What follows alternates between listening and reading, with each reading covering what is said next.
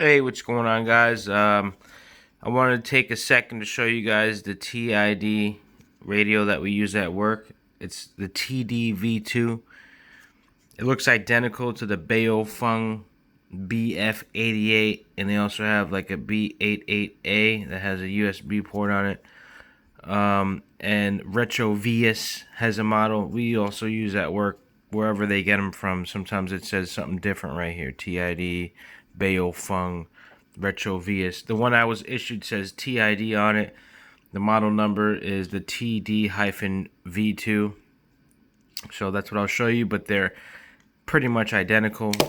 They all probably can swap batteries with each other. They all use the same chargers, similar belt clips, similar antennas, and they all have the little flashlight up top. They're all on the same frequency, and the shell of it looks exactly the same. So let me show you exactly what this thing does. And I gotta say, yeah, I'm a radio kind of guy, but they're not too bad actually, because when I'm at work, we have a pretty large property, and everybody can hear each other pretty good for the most part. Sometimes when they get dropped many times, you drop them in the oil or something, I don't know, sometimes they get messed up. The antennas are kind of cheap. They're not made to be lasting, 5 years and stuff, but for when you get them and they last a few years, they're not too bad. So when you turn it on, it lets you know that you turned it on because it says power on. Then it also lets you know what channel you're on after it says power on. I turned the volume down just so you didn't hear that, but let me show you what it really sounds like. When you turn it on, it says power on, then it tells you what channel you're on. Power on. 1, 1, 2, 3, 4, 5, 6, 7, 8, 9, 10, 11, 12, 13, 14, 15, 16. It's got 16 channels. You can't spin this knob around to go back to 1. So if you want to go back to 1, you got to go all the way back down, and you're back to channel 1. Apparently, this antenna here is a high gain antenna. That's what it says on the side. Like I said, the battery for a small battery like this, it lasts all day. I don't transmit that much.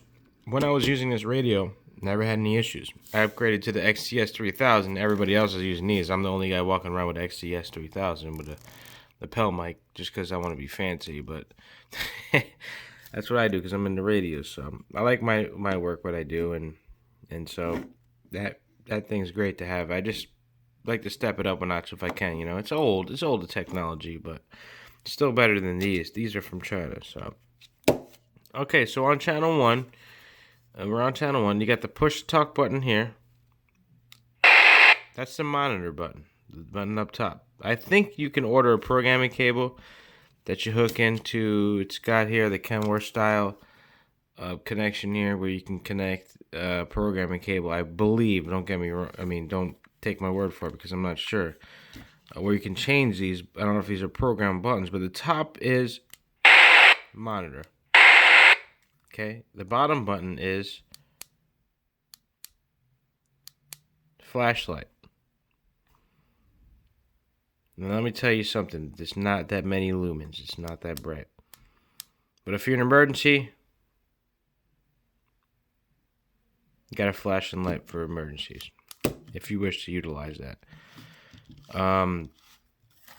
It's really small. I mean, obviously there's an XTS 3000.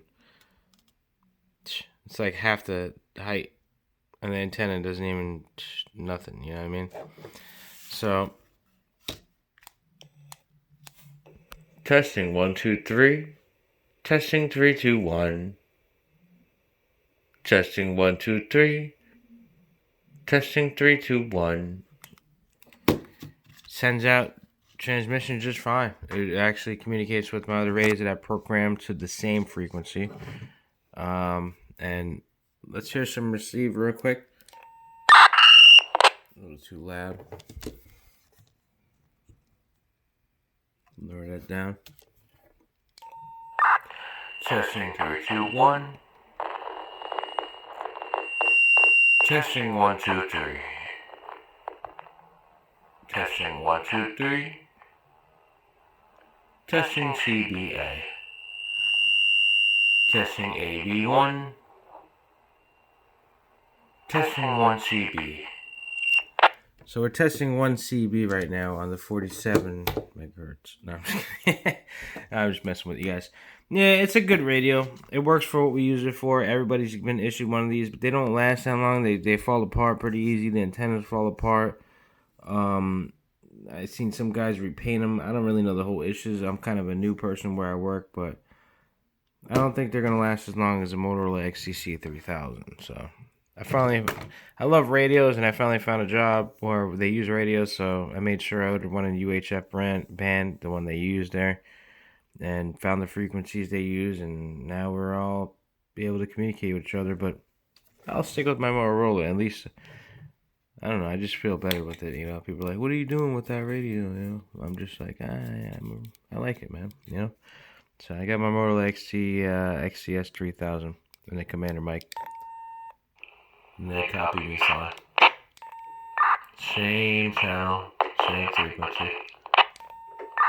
And it works good. So, yeah, I don't know. They make a lot of different versions of these ones. I'm sure you've seen them all different kinds of names right here. A lot of different names right here. Same microphone. Same device, same frequency. Same microphone slot. Some of them come with the earpiece. Some of them, there's an updated model that has USB connection where you could charge via USB and without the charger slot and stuff like that. We don't have those. They ordered many of these different brand names, but they're all the same radio pretty much, to my knowledge, same frequencies anyway. So yeah. Well, that's the td-v2. Or is it U2? Let's open up the back real quick. Hold on a second.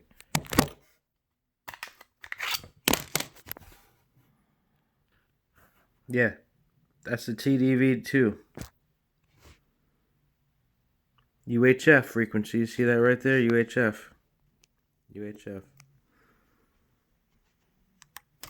So, alright guys. Thanks for tuning in.